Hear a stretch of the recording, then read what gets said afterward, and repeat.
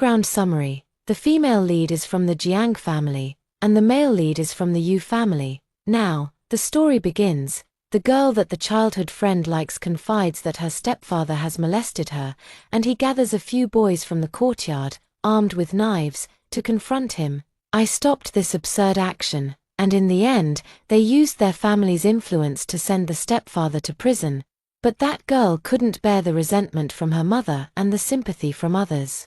And she committed suicide. The childhood friend was down for a while, then turned to attend classes with me. The day before the bar exam, he glared at me with resentment. If it weren't for you meddling and stopping us, she wouldn't have died. I was drugged and locked up with a group of thugs, and was bullied to death. Reborn. On the day when my childhood friend and his brothers went to heroically save the beauty, I did not intervene, coldly watching as they once again bought knives. Confidently walking towards the dead end I had laid out for them. This old bastard, worse than a pig or dog, I will tear him to pieces. Xavier gritted his teeth and slammed his fist on the table, causing the classroom to echo with the table's groan. Dare to bully Anlan?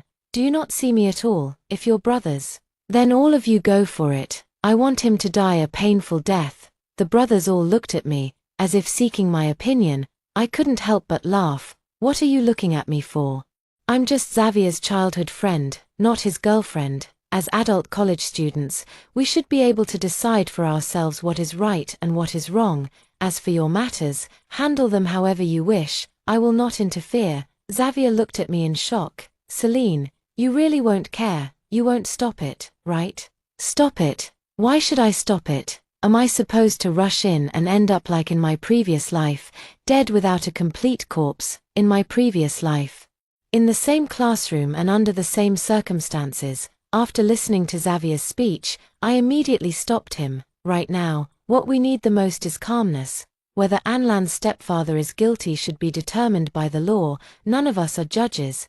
But once a murder is committed, Xavier will undoubtedly be guilty. It is never the right choice. No matter what, my reasoning left everyone speechless. Finally, he glared with red eyes and said, "All right, I won't make a move this time." Immediately after, Xavier used his grandfather's power to nail his stepfather to the pillar of shame.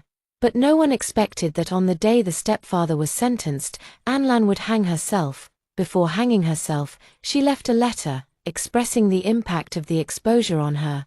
Her mother's scolding and the gaze of the world made her feel she had no face to live on. After reading the letter, Xavier sat by her coffin for an entire night. I went to comfort him, because we had done our best.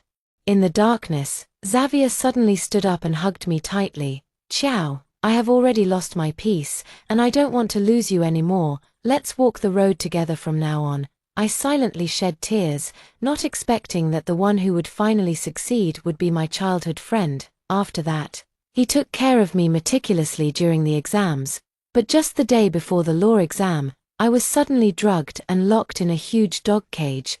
Beside me were a group of starving thugs. "Xavier." I shook the railing desperately, reaching out my hand to him, but as he turned around, he pressed the scalding cigarette butt into my palm. "How does it feel?" "Desperate, right, top student Jiang. Now, you can finally understand Anlan's feelings. Don't worry, I won't bully you. I'm afraid of dirtying my shoes with a cold-blooded creature like you. Let them play with you properly." It was only then that I realized he had hated me all along for stopping him from killing. But does he really know the whole story? Can one person casually decide another's life or death? In a daze, my thoughts drifted back to the scene, where Xavier was animatedly laying out his plan. "DA gang, you go find out the best store to buy knives. It needs to be far away, and there can't be any surveillance around. Xiao Hai, you're responsible for preparing hats and masks for everyone. We can't leave any traces of shopping." When it came to killing, his thoughts became excited and meticulous. When he finally finished speaking, I quietly pressed the stop button on the recorder. "Celine, you should go too. You are responsible for luring him." Xavier turned his head, his eyes filled with malice. "What am I supposed to do? This is your business." Xavier, however, did not want to let me off. "It's easy to get exposed with so many people around. You need to lure him to a more secluded place first." After saying that, he leaned in a little closer, resting his hand on my desk. You don't want to take revenge for Anlan, do you? His little brothers looked at me with eager eyes. I looked at Xavier's face, already knowing his intentions. My father is a renowned prosecutor in the city, and my grandfather is a well-known figure in the legal and political circles. Once the truth comes to light, as long as I am dragged down with it, my family will surely protect me. His thoughts are as worldly and cunning as his grandfather's. Our two families were once close friends. Our grandfathers were like brothers during their time at the University of Political Science and Law. It is said that back in the day, my grandfather came from a poor family, and it was often Xavier's grandfather who helped him through many years of hardship. After graduation, my grandfather went to the court, while his grandfather entered the political arena and began his official career. At first, they were close, but gradually, their differences grew more and more. Finally, when Grandpa saw his old classmate appear at home with gold bars, his anger could no longer be contained. You mean, Zhong, is this your conscience? How dare you use such things to bribe me? Old Jiang, don't be so rigid. He waved his hand. This money can be seen as a bribe. It can also be considered compensation. If you insist on punishing young Master Zhong, he will definitely appeal a second and third time, until the plaintiff is left destitute. Seeing my grandfather silent, he added, "Think about it, a widow with children, how many lawsuits can she afford to fight? But with the pension, how many good years can they have? Sometimes the truth can be deadly." Old classmate, let's be flexible. That was the first big argument among our ancestors, as my father told me. He was only 6 years old at the time. At that time, my grandfather still insisted that young Master Zhong was guilty, and then regularly provided a sum of relief funds to the victim's widow. Grandpa said that no matter the reason, the truth cannot be buried, but Xavier's grandfather believes that the truth can be written. Obviously, Xavier thinks the same way. Sorry, you're wrong, I could never be involved. I suppressed my nausea, put the bag containing the recording pen into my backpack, and got up to leave. No matter what, I will not betray my family's teachings and act outside the law, because once it starts, there will be countless shady transactions that can be conducted under the guise of justice. Even if Anlan's stepfather is as heinous as she claims, it still doesn't matter. When I reached the classroom door, Xavier called out to me, "Celine, do you really think I don't know what you're thinking? I know, you're just jealous of Anlan and feeling envious. Aren't you just angry that I don't like you?" He walked up behind me with his hands in his pockets, confidently mocking me with his charm, and his little buddies also chimed in at the right moment, trying to make me uncomfortable. I was so angry that I laughed, angry at him, and even angrier at my saintly self back then. When he was young, Xavier's family background was not known, and he was often beaten by the boys. I felt sorry for him, so I often stepped in as the class monitor to mediate. Over time, everyone spread the rumor that I liked Xavier and couldn't bear to see him get beaten. Unexpectedly, Xavier himself believed this rumor. Later, when he was beaten, he even told others, "Celine is my wife, who dares to touch me?" This line of reasoning continued until his family's background was revealed and he became the boss, after which it was no longer mentioned. I scoffed and raised an eyebrow. Don't forget, I never said I liked you. Yet someone, in order to protect themselves, goes around calling themselves my husband. I don't know what they're so afraid of. Years of bullying have made him forget who used to beg whom. Xavier's face suddenly turned pale and then flushed. At that moment, I suddenly received a message. "People at Chu Shui Alley, come quickly." My expression changed, and I immediately rushed out of the classroom. I turned left and right and arrived at the entrance of Chu Shui Alley. This road, I have walked since I was a child, always accompanied by my grandfather. At this time, the sun was already high in the sky, and more vendors were gathering here to sell their goods. A man in sunglasses had been waiting there. Upon seeing me, he hurried over and pointed at one of the vendors. "Qiao Jie, we've found the person." His right there, following the direction of his finger.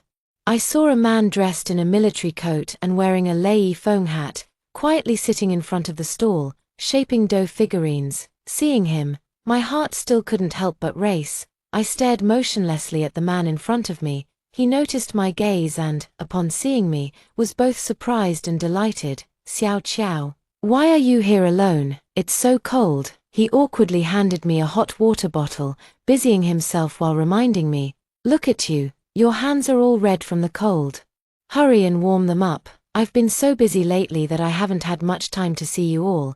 How is your grandfather? In my past life, I never expected that Lan's stepfather would turn out to be my uncle, whom I had known since childhood, just last month. He called to tell grandfather that his stepdaughter was preparing to act in a play and that he needed to raise money for her.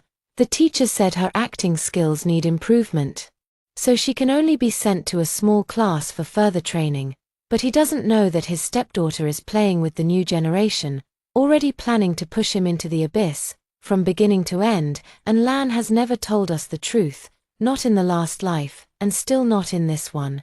I recalled the last life. The report given to me by the private detective. He said that Lan's stepfather is a craftsman in Chu Shui Alley, working from dawn to dusk to support the family.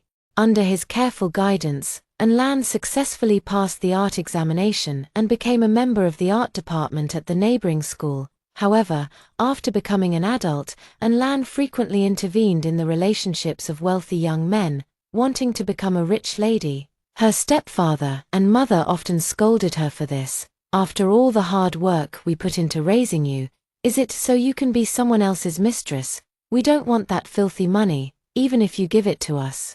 Lan's stepfather even found the wealthy man's original wife, ruthlessly destroying Lan's dream of love. He did not know that what awaited him was a murder from his stepdaughter, Feng Jie. My stepfather molested me. I really want to kill him. At that time, Lan, for the first time, actively sought help from her devoted admirer Xavier. With tearful eyes pleading for his assistance, Xavier immediately agreed without hesitation. He wanted to show off in front of the beauty, and he would do whatever she said. Moreover, in his eyes, killing someone and getting away with it was as simple as washing his hands. This foolish man still didn't realize that Lan found him solely to make him do the dirty work. As for love, she wouldn't even glance at him. What she wanted was a higher-level second generation, and Xavier couldn't satisfy her. At that moment, my stepfather's voice pulled me back to reality. The hot water bottle is cold, let's change it. He handed me another one. I quickly waved my hand to refuse, but he insisted on giving it to me, and in the back and forth, his bag accidentally fell. I bent down to pick it up, and just as I reached out, I saw a photo fall out. That was a family photo of him and Lan and her mother. In the photo, Lan is smiling sweetly, with her arms around the couple's shoulders. He saw me, feeling a bit embarrassed yet somewhat proud.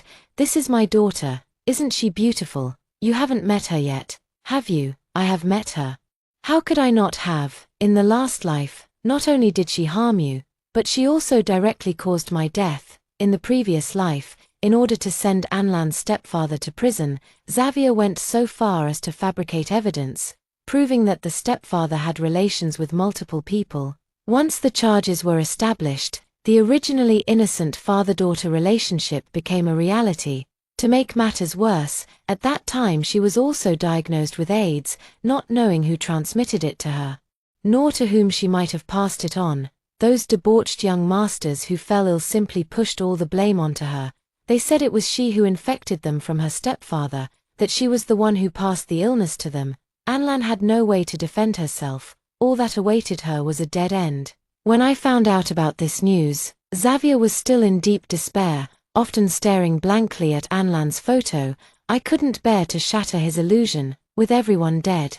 What was the point of saying these things? But I never expected that Lan had already designed my death with her own hands before she died. In her eyes, it was I who prevented Xavier from killing my stepfather, which forced her into a real act and led her to a dead end, when I was being bullied by a group of thugs. Xavier stood outside the cage and coldly said, "It was you who caused Lan's death. She has already told me in her letter that without your instigation, she would never have died." Only then did I realize that at the end of her suicide note, Lan had instructed me to die just like she instructed Xavier to kill her stepfather. Thinking of this, I sighed and lowered my voice to the delighted man in front of me. "Uncle, have you seen Orphan?" After the evening class, Xavier and his group marched out of the classroom. I followed them from a distance, watching as they got into the car and drove all the way to the entrance of Chu Shui Alley, and Lan's stepfather was just about to pack up when he was blocked by a tall young man. At this time, the night was deep, and there were no surveillance cameras near Chu Shui Alley. Just as the stepfather was about to turn around, he found another group of people blocking his way. "Are you Anlan's stepfather?" Xavier said with a smile that didn't reach his eyes, his hands clasped behind his back. What are you going to do?" the stepfather said warily, quietly reaching for his pocket. Unexpectedly, Xavier caught sight of his little movement. He swiftly grabbed him from behind. But the stepfather still tightly held onto his phone. Xavier pushed him against the wall, forcefully slamming his elbow against it a few times, and immediately, the phone fell to the ground. "Oh, you know how to record. Not bad," he sneered, immediately deleting that recording and stomping on the phone with force. My heart suddenly jumped to my throat. The recording is crucial evidence. Once this link in the chain is missing, it will be much more passive later on, but I no longer had time to lament.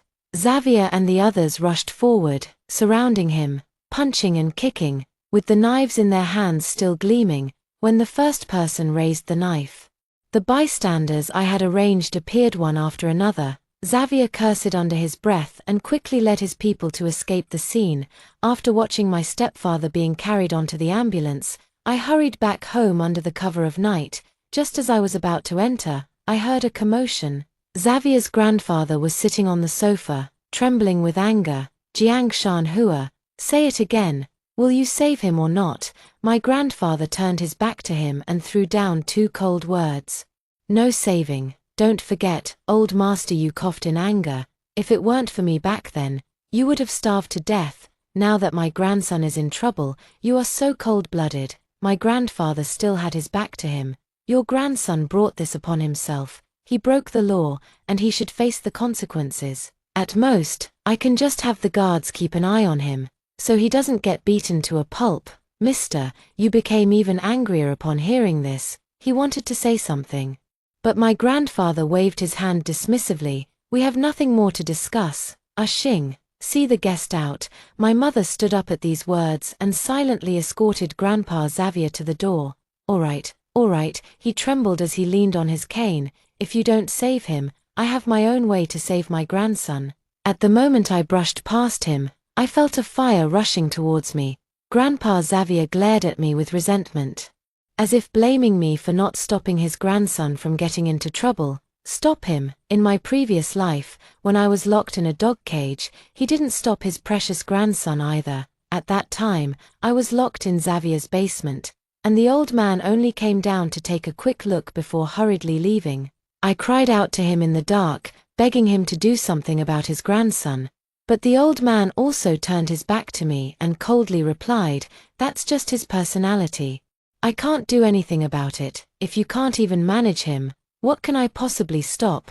Am I just waiting to be put back in the dog cage?" That night, I felt a bit dazed. Anlan's stepfather still hadn't woken up. The police had already sealed off the scene and started collecting evidence. I opened my phone and searched for related news, but I didn't see anything about Xavier. It seems that the Yu family has really invested a lot, even keeping the media relations tightly under control. It wasn't until the third day that I saw a news report. A craftsman was attacked, and the suspect has been apprehended, believed to have acted out of drunken impulse. Upon clicking in, I saw several thuggish-looking individuals with their heads down. None of them were from the Xavier group. Old man. It seems they have indeed found a scapegoat. I know that this battle between good and evil has only just begun. Anlan's stepfather has not yet woken up. Anlan and her mother were tearfully watching by the bedside, but as soon as she turned her head, Anlan angrily cursed, a thing that is more of a failure than a success. What she wanted was to eliminate future troubles, but she didn't expect Xavier to just make a move and walk away. Xavier was completely unaware of this. He was still secretly showing off to me during the break. "Did you see that? Killing someone is easier for me than stepping on an ant." I pretended not to hear.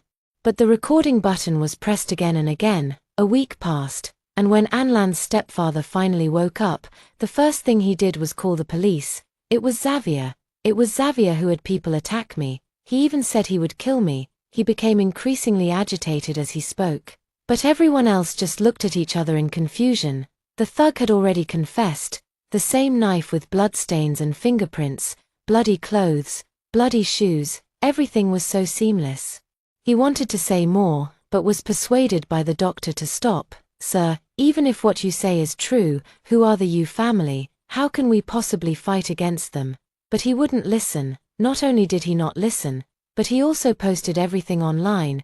Public opinion cannot be used to judge a case, but it can be used to seek justice. When he appeared on video software, covered in bruises and holding his ID card, the internet erupted. Xavier is the son of the Yu family. How could he do such a thing? The comments section was buzzing with discussions, and kind-hearted people reminded him to delete the video quickly, fearing retaliation from the Yu family. That family has a strong sense of revenge. They can kill without blinking, so be careful. But as the video spread wider, more and more of Xavier's dark secrets began to be uncovered. Some say that Xavier once bullied him just because the girl Xavier liked him.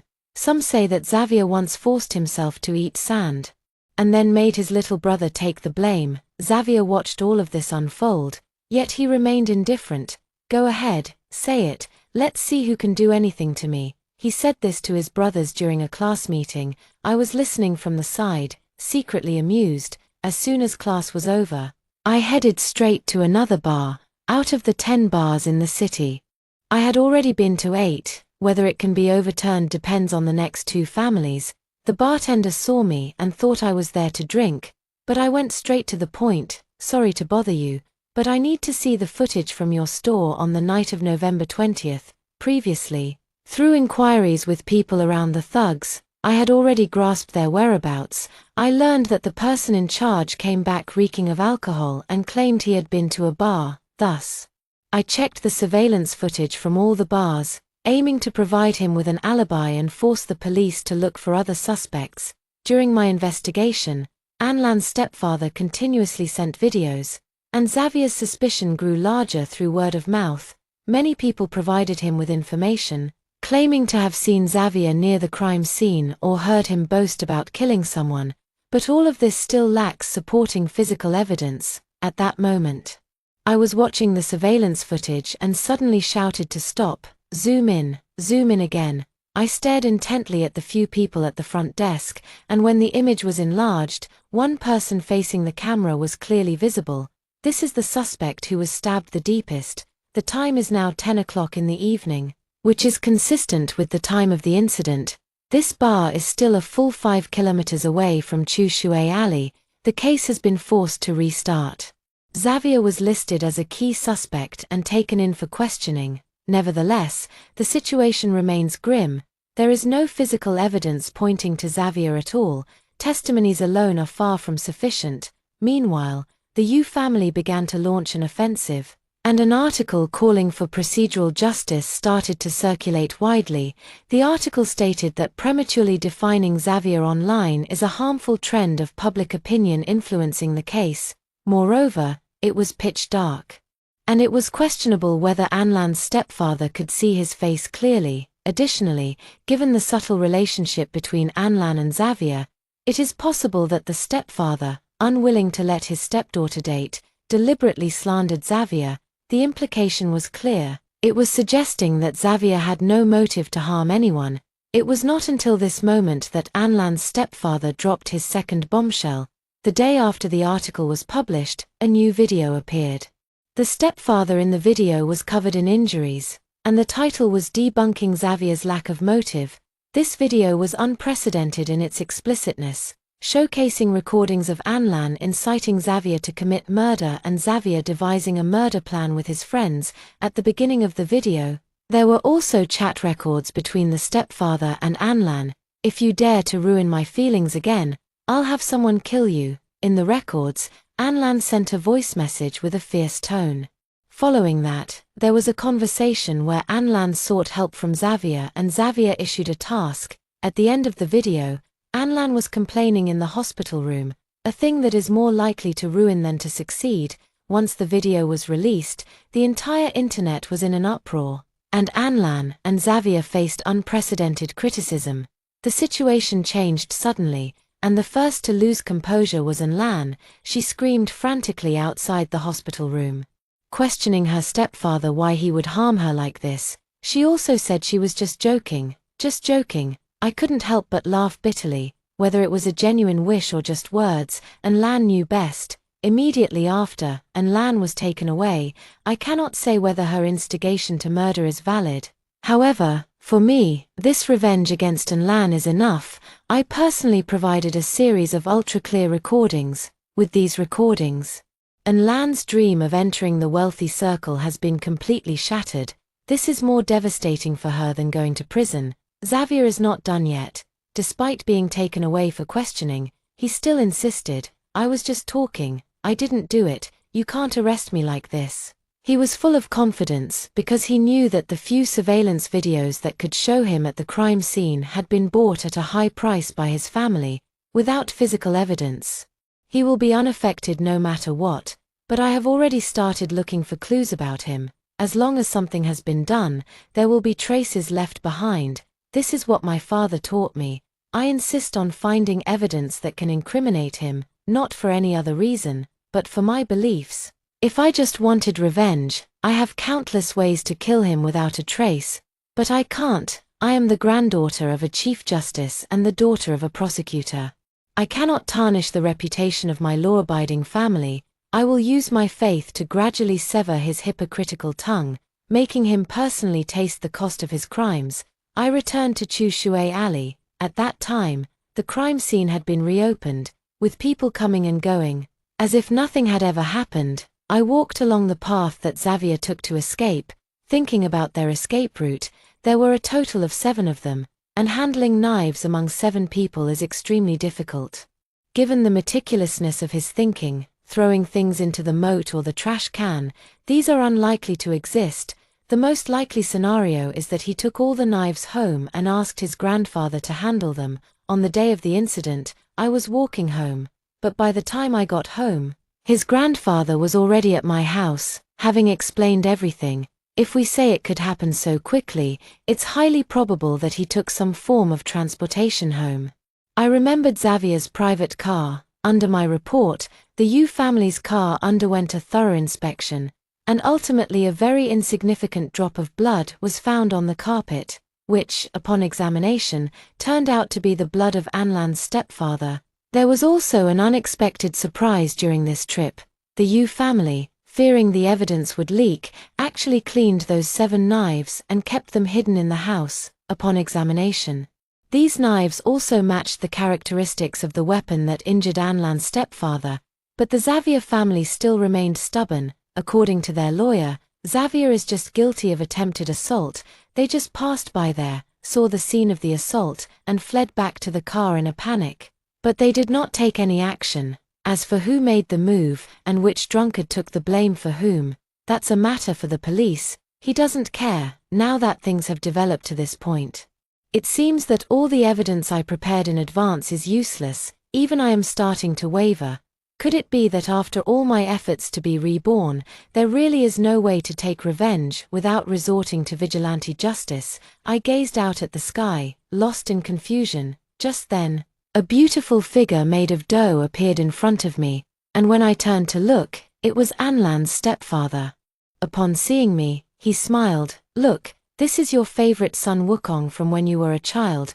Uncle will make another one for you." I took it, feeling even heavier in my heart. Sun Wukong is the embodiment of punishing evil and promoting good in my heart, but I cannot do it. Uncle seemed to see through my thoughts. "Xiao Qiao, your grandfather once said that as long as you have done something bad, there will always be traces left behind. Back then, he helped our family punish that bad guy in this way. At that time, everyone said, with such power, how could he possibly be convicted? But in the end, he was. I just didn't expect that now I would have to trouble you to help as well, but Uncle believes you can definitely do it." After saying that, he felt a bit guilty for not being able to keep the phone recording. Right, the phone, how could I forget about the phone? Immediately, my thoughts returned to the day Xavier assigned the tasks. "Xiao Hai, you are responsible for preparing hats and masks for everyone, leaving no trace of shopping." Interesting. I hope it comes. In the first trial court, Xavier and his lawyer firmly insisted that he had never approached the victim, but when the forensic expert came out to testify, he was dumbfounded. The fibers extracted from Anlan's stepfather's wound are identical to the material of the hat found at Xavier's home. The material of these knitted hats is not available domestically. It comes from overseas. This is thanks to Xavier's vigilance. Since Xiao Hai was very obedient, in order to leave no traces, he specifically avoided online shopping platforms and had a friend living abroad make some hats. Coincidentally, the elderly man who made the hats has only made these few over the past 10 years, as he never intended to sell them. With this, the suspect was basically locked down to the group of 7 led by Xavier. Xavier calculated everything, intending to use a hat to cover himself, but unexpectedly, this hat became key evidence. In addition, some fibers from gloves were also extracted from Anlan's stepfather's broken phone. The police traced the seller of these gloves and once again found Xavier's figure in the buyer's surveillance footage. Moreover, the other 6 accomplices were already exhausted and all confessed, providing more details, with the combination of witness and physical evidence. Xavier's charge of intentional injury is finally confirmed. After the first trial, Xavier's family was still unwilling to give up and appeared at my house once again. This time, not only did Xavier's grandfather come, but even his father showed up. In fact, Xavier's prison sentence isn't that long. But for the illustrious Yu family, once it is confirmed that there is a criminal in the family, their reputation will be completely ruined. Grandpa Xavier trembled as he held my grandfather's hand. Old Jiang, I know you are strict and impartial, but just this once, please, just this once, consider it a repayment for the time I saved you. Can you? I have cancer, look at me. Don't let me die in humiliation. After all, we were classmates, just help us this one time. He was tearful, and my grandfather's eyes were also moist, but he remained resolute. Old you, I also thank you for saving my life back then. If it were any other way, I could repay you, I could help, even now. I could empty my family's resources to treat your illness, but asking me to protect Fonga is impossible. I can't, and I have no right to do so. If I protect him, it will be me who dies in humiliation, and our teacher, my son, my granddaughter, everyone will be too ashamed to face the world. When Grandpa Xavier disappeared into the sunset with his cane, I felt a twinge of sadness. This might be the last time these old classmates meet, who wouldn't want to leave this world in peace. In their old age, encountering such unfilial children, it's hard for anyone to rest easy. But this is also what he has cultivated. Back then, he commanded my grandfather to spare young Master Zhong in front of Xavier's father. Now, Xavier's father has repeatedly taught Xavier about the power of authority in front of him. From childhood to adulthood, Xavier has known that having power means you can control someone, and having influence means you can escape punishment. Their family has always believed in this. When entering the Political Science and Law University, the teacher asked us why we wanted to come here. I said it was to become a prosecutor, but Xavier just smiled and said, I want to be an official. As long as he obtains a diploma from a prestigious university, his prospects in the political arena will surely be bright. Just as I was reflecting on this, suddenly there was another voice online. This time, it was Xavier writing to the reporter, saying he wanted to expose the truth. You all thought there were only 7 of us, but in fact, there are 8. From the beginning, Celine was aware and even participated, she just didn't go to the scene in the end. This is the Yu family's last-ditch effort. The old Master Yu's plea was useless. So I could only be used as a hostage. I smiled coldly. I anticipated this move when Xavier tried to pull me to the scene. I was also called up in Xavier's second trial court, although I was a witness. At that moment, my identity felt like that of an interrogated criminal. The lawyer from the Yu family is aggressive towards me, trying to solidify my status as an accomplice. After that, they will try to prove that the evidence I provided could have been fabricated or tampered with. Even if that doesn't work, they can still force my grandfather to come to my rescue. In response to his question, I smiled slightly. I admit that I knew about this plan from start to finish, but I am not an accomplice, not an accessory, and I did not assist in any way. facing the cameras broadcasting live nationwide, I calmly recounted the entire timeline. When Anlan sought help from Xavier in front of us, I began my first recording, ready to provide evidence at any moment. Subsequently, Xavier officially notified me and the brothers that the assassination plan was to be executed, and I recorded again, refusing to join on the spot. This point can also be proven by my recording pen. As for the question posed by lawyer Xavier, since I was also at the scene, why didn't I stop them? I have my own way of dealing with it. For a defenseless girl, facing 7 gleaming knives and 7 furious men, my first reaction would definitely not be to rush in. I could only call the police. Is that so? He smirked. If you really wanted to save someone, you should have reported it to the police long ago. Right, why did you allow things to happen before calling the police? Even if you didn't report it, you should have at least tried to stop him. Right, why didn't you intervene at all? This question is simply too easy. Even at the beginning, Xavier insisted that he was just saying it casually and had no actual intention to act. So if I had reported it before things started, who would have believed me, and who could I have stopped? All I can do is to entrust a detective to find my stepfather and Lan, remind him to be prepared as soon as possible, and find someone to protect him at all times. All of this has ample evidence to support it. This is the limit of what I can do. As for why I didn't stop him, I certainly can't say it's because I once died trying to stop him. I simply said lightly, Xavier and I grew up together. I know his personality very well. When we were kids, he would slap the babysitter in the face if she tried to stop him from skipping school. In middle school, when his mother tried to stop him from playing video games, he punched her in the jaw. This is something you can definitely verify. If he could treat someone so close to him like that, what would he do to me, just an outsider? If I tried to stop him from saving the woman he loves, I can't even imagine. My rebuttal was clear and powerful, and in the end, I undoubtedly gained everyone's trust. The court hearing has concluded. The second trial verdict still upheld the first trial's judgment. Xavier is guilty. Shortly after the verdict, Xavier's grandfather passed away. Xavier, locked in prison, was unable to attend his funeral, but I think Grandpa wouldn't want to see him either. It is worth mentioning that during the second trial, Xavier and the witness Anlan started cursing at each other. Xavier called her a troublemaker when he realized he was just a tool, not even a backup. Anlan was equally angry, calling him a useless sycophant and a burden, saying she hadn't misjudged him. She was not sentenced because she merely expressed her desire to kill someone, but did not explicitly ask Xavier to take action, which does not constitute incitement. But her dreams of marrying into a wealthy family have been shattered, not only because of the stain of incitement suspicion, but also because she has a reputation for slandering others at the slightest disagreement, and this notorious reputation has spread everywhere, leaving no young man willing to associate with her. Her family is also a mess. Her stepfather is a given, and even her mother no longer interacts with her.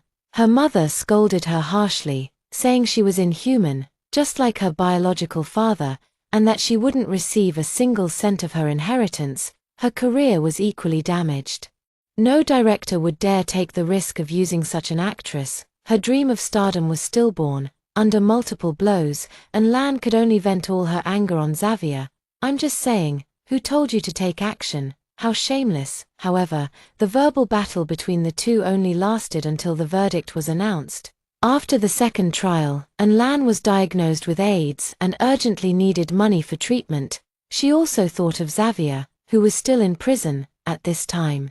Xavier had already lost his reputation, and no girl would look at him. Over time, the two confirmed their relationship through letters. Fortunately, Grandpa Xavier passed away earlier, otherwise, he would have had to endure another blow before his death. However, this doesn't really concern me much anymore. My revenge is almost complete. My father went to the capital to take up his post. Before he left, he praised me. Girl, I knew you could do it. Study hard for the exams. You are the hope of our family. At this moment, I am already preparing for the bar exam. Unlike in my previous life, I do not have Xavier's company along the way. On the contrary, I feel that my study efficiency is even higher. In prison, I saw Xavier once again. He looked haggard, and the once invincible expression had long since disappeared. In prison, he suddenly asked me, "Celine, have you actually been reborn too?" I was a bit surprised. I thought I was the only one who had been reborn. Xavier laughed heartily. "I never expected to still be unable to escape your grasp. In my previous life, I killed you in a dog cage, and then I pretended to be a witness to save you. As a result, your father found out the truth, locked me up, and even instructed other inmates to beat me to death." "You Jiang family members are truly ruthless," I interrupted him. "My father might find out the truth, but he would never instruct others to kill you. This is the bottom line of our family." "I trust him." Immediately, in his incredulous gaze, I coldly said, "In our family, we do not have a habit of taking matters into our own hands. In fact, I have 1,000 ways to succeed in my rebirth and revenge. I can lock you in a cage and let the dogs tear you apart. But I still chose this most troublesome option, hoping for the least, because I want you to know, with the law, I can still make you pay." My reasoning left everyone speechless, unable to move. Xavier's expression became very complicated through the glass window. I don't know what he was thinking. Perhaps he still thought I was foolish. Soon after, I successfully passed the bar exam. Later, I became the prosecutor I had long aspired to be. At the celebration banquet, Anlan's stepfather warmly congratulated me and presented me with a small figurine made of dough. After Xavier's case, the interactions between our two families became closer than before. I looked at the Sun Wukong in my hand. It was vivid and exactly the same as the one he gave me when I first met him. Since childhood, every time I felt down, he would give me various little dough figures to encourage me to keep going. Unknowingly, my uncle and I have known each other for over 20 years now. After Xavier went to prison, his father came to my house once briefly. He didn't understand why Anlan's stepfather would trust me so much and cooperate with me in various ways. I couldn't help but chuckle at that. That's still thanks to you all. When Uncle was only 6 years old, his father was killed by young Master Zhong. At that time, Judge Jiang Shanhua insisted on convicting. But Secretary Yu Minzhong came to stop him. He said, "Don't convict, it's better for everyone, including the widow and her children." But Judge Jiang didn't believe this. He helped the mother and child through the most difficult years and even sent the little boy to learn how to make dough figurines, becoming a non-material cultural heritage craftsman. Later, he started a family, got divorced, moved, and remarried. It was only then that we briefly lost contact. But our friendship has always been there, so he trusts me so much to uncover the truth and send people to where they belong. Just like Grandpa, however, this kind of feeling is not understood by the Yu family. They only believe that there are no eternal friends, only eternal interests. In any case, my journey is about to begin. Following in my ancestors' footsteps, I have finally realized my dream.